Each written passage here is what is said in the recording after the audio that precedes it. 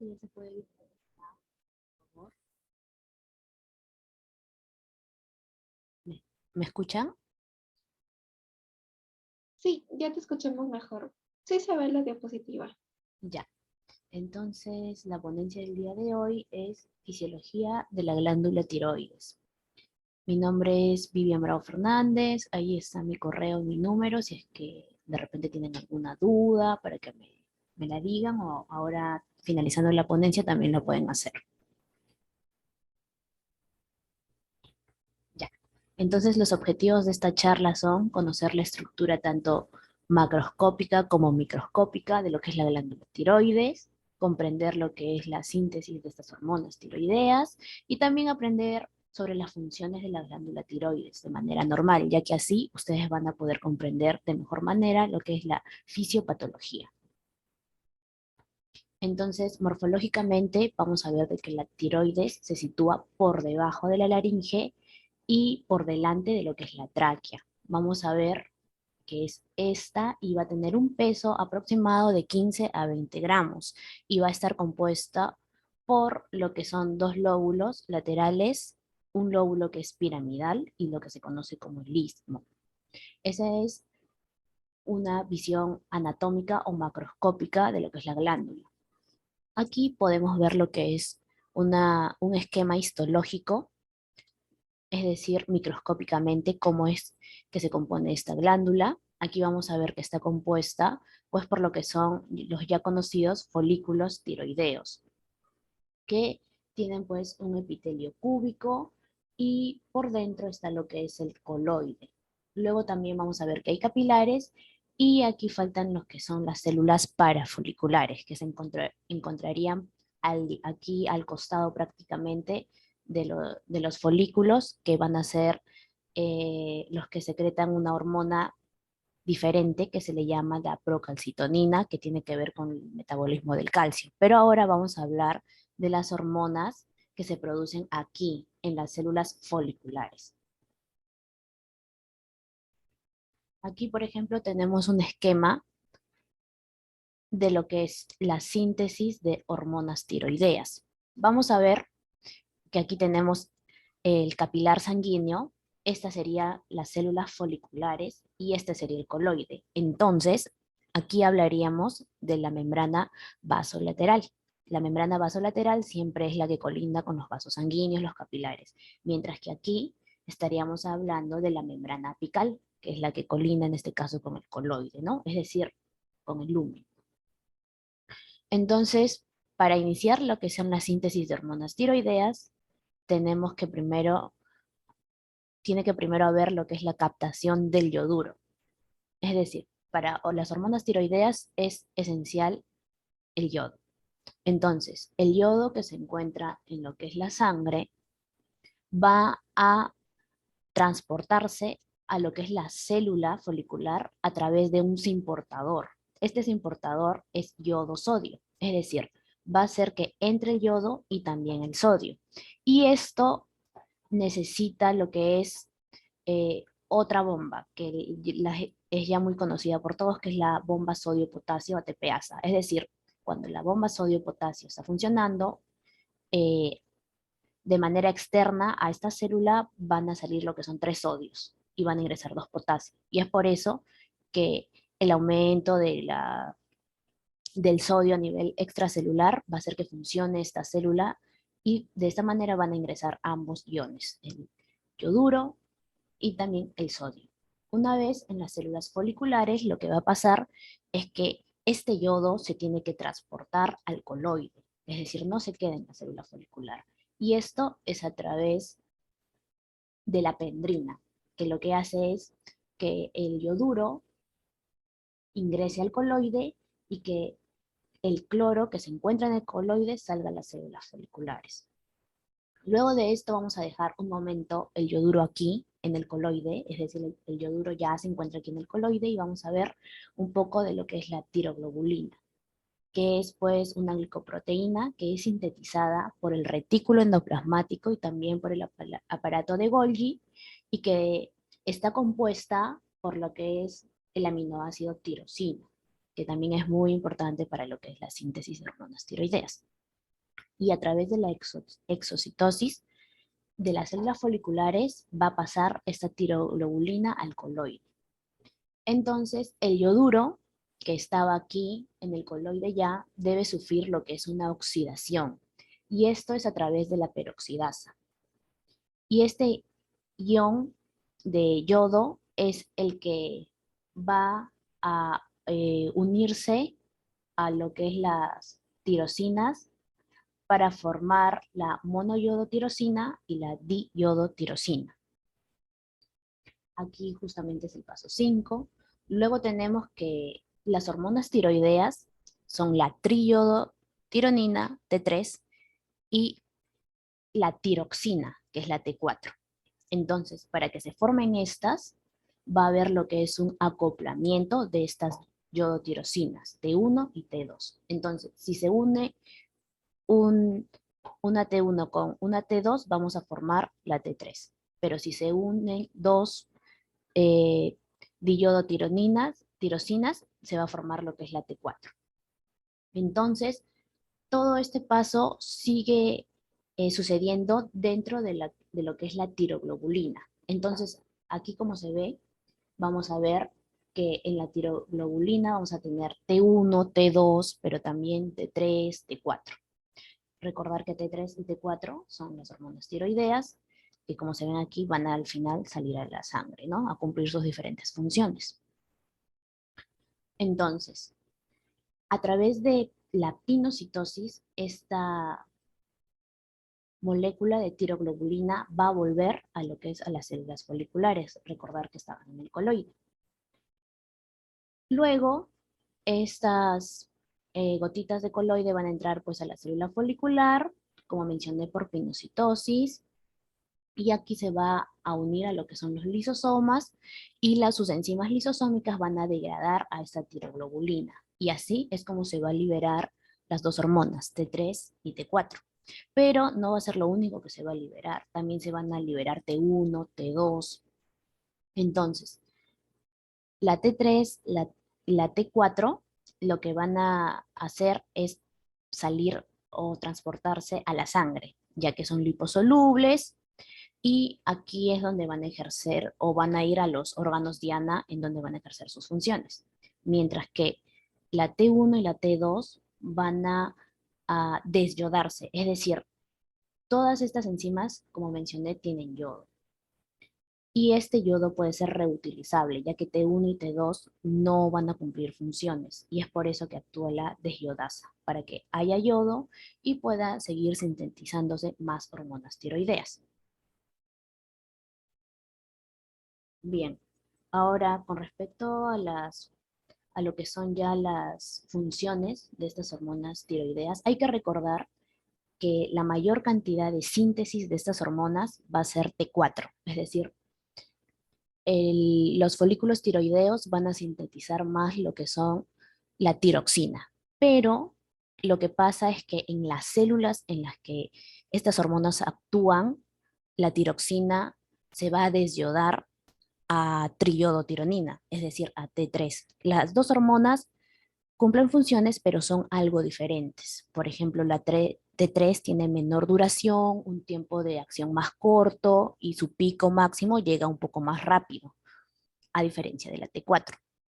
Entonces, vamos a ver de que los receptores de estas hormonas tiroideas son nucleares y van a formar un heterodímero con el receptor retinoide X, y de esta manera va a ocurrir lo que es la transcripción nuclear de diferentes genes que van a estimular a lo que es el ARN mensajero para que así se pueda dar síntesis de diferentes proteínas. Y así van a cumplir diferentes funciones en muchos órganos estas hormonas. Por ejemplo, tenemos funciones a nivel cardiovascular, van a aumentar la frecuencia cardíaca.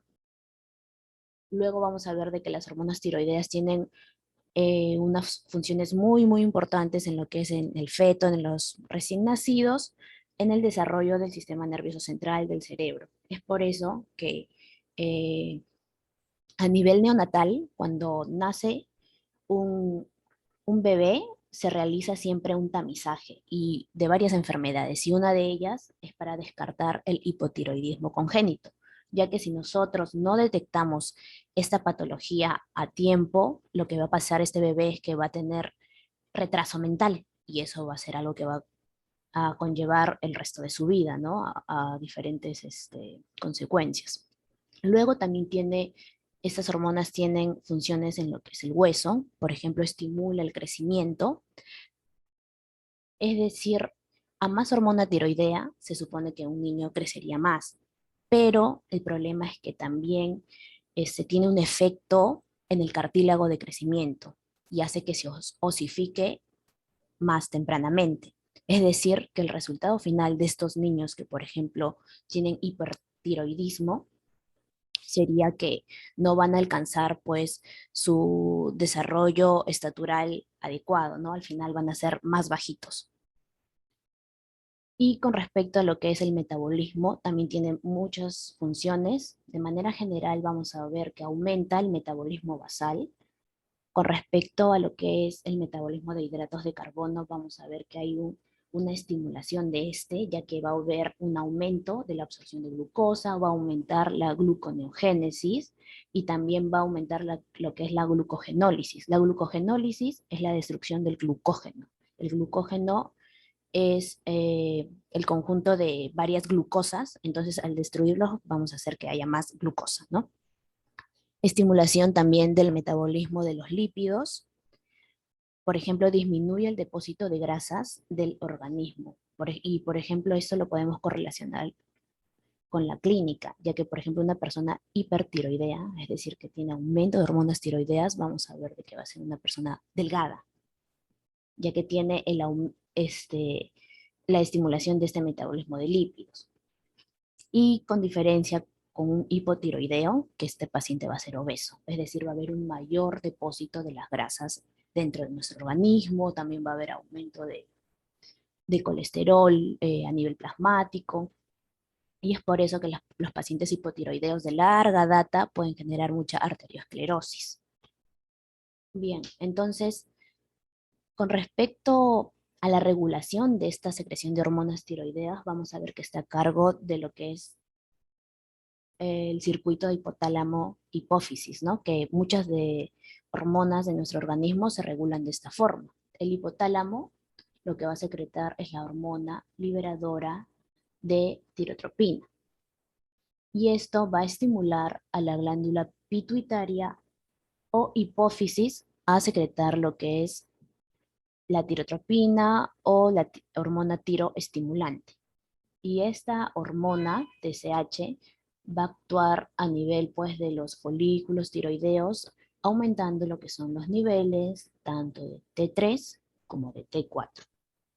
Entonces, ¿cuáles son los mecanismos por los que la TSH hace que se liberen estas hormonas? Aquí están a este lado. Por ejemplo, eleva la proteólisis de la tiroglobulina. Como recordarán, la tiroglobulina era la glicoproteína en la que se encontraba la tirosina, que debe ser yodada.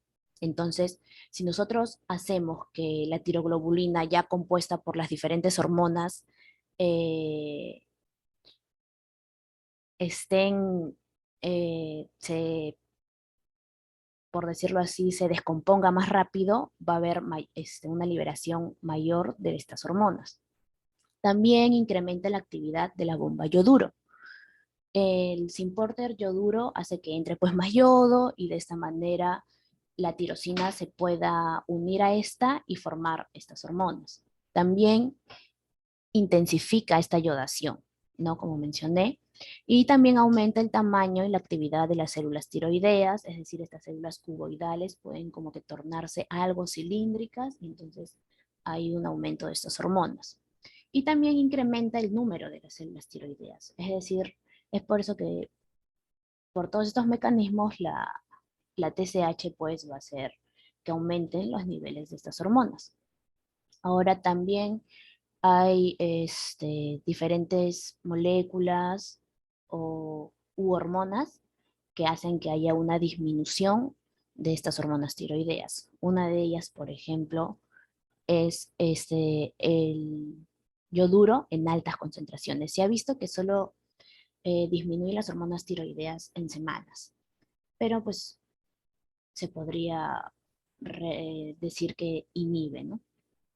Luego también tenemos la somatostatina, que también, como recordaremos, es una hormona que inhibe a la hormona del crecimiento y también inhibe a lo que es este eje hipotálamo, hipófisis, tiroides. También tenemos a la dopamina, los glucocorticoides, a diferentes retinoides. Y bueno, aquí para recordar tenemos pues algunas preguntas. Por ejemplo, ¿cuál es el tipo de epitelio que constituyen los folículos tiroideos? Y recordando, mencioné que es un epitelio cúbico. Esta es una pregunta tipo ENAM 2020. Luego te dice, por ejemplo, cuál es el efecto de las hormonas tiroideas. Si nosotros recordamos los efectos normales de estas hormonas, se nos va a hacer mucho más fácil correlacionar la clínica que puede presentar un paciente hipotiroideo o hipertiroideo, que muchas veces de repente nos podemos confundir, ¿no? Por ejemplo, en este caso hay que recordar que sobre todo aumentan lo que es el metabolismo de carbohidratos y también de lípidos y también de las proteínas. Entonces, por ejemplo, las tres primeras claves se descartarían, ¿no? Porque te dice disminuir la lipólisis, es falso, la proteólisis también es falso, la neoglucogénesis también es falso porque tendría que aumentarla. Y entonces la clave aquí vemos que es la D, que dice aumentar la gluconeogénesis. Luego tenemos aquí mujer de 35 años que acude a emergencia por presentar palpitaciones, cambios de conducta y disnea. Ya al examen presenta una facies ansiosa, está sudorosa y su piel está caliente. Su presión arterial está en 130/80, su frecuencia cardíaca está en 130 por minuto, su frecuencia respiratoria en 28 por minuto. Tenemos supuestamente una descripción de lo que es el cuello con una tiroides de un tamaño más o menos de 2.5, es nodular, difuso y no es doloroso. Y en el aparato cardiovascular tiene taquicardia y nos pregunta cuál es el examen de laboratorio que ayudaría a confirmar el diagnóstico. Entonces aquí, obviamente, creo que podríamos decir que es la A, ¿no? Pero guiándonos, pues por lo que acabo de exponer sobre las diferentes funciones que tiene las hormonas tiroideas en el aparato cardiovascular, nos podríamos orientar a una clase de enfermedad tiroidea, ya que tiene aquí un aumento de la frecuencia respiratoria, tiene un aumento de la presión arterial, tiene un aumento de la frecuencia cardíaca. Entonces, vemos que hay un aumento de la función tiroidea, es decir, debe haber un aumento de las hormonas de 3, de 4. Es decir, estaríamos ante una paciente posiblemente hipertiroidea. Y nosotros, al solicitarle la TSH, la T3, la T4, vamos a encontrar pues que las hormonas en sí van a estar elevadas. Si las hormonas están elevadas, justo aquí, es decir, esto está elevado, vamos a ver que las dos hormonas van a inhibir a lo que es la TSH. Es decir, nuestra hormona tiroestimulante estaría disminuida y estaríamos hablando de un hipertiroidismo primario, que la causa más frecuente es la enfermedad de Graves-Basedow. Y así pues vamos a ver que se puede correlacionar tanto la fisiología con la fisiopatología. Y bueno, chicos, más o menos ese era el resumen que les he traído acerca de lo que es la glándula tiroides. Estoy para escucharlo, si tienen alguna duda o en todo caso, eso sería todo. Muchas gracias.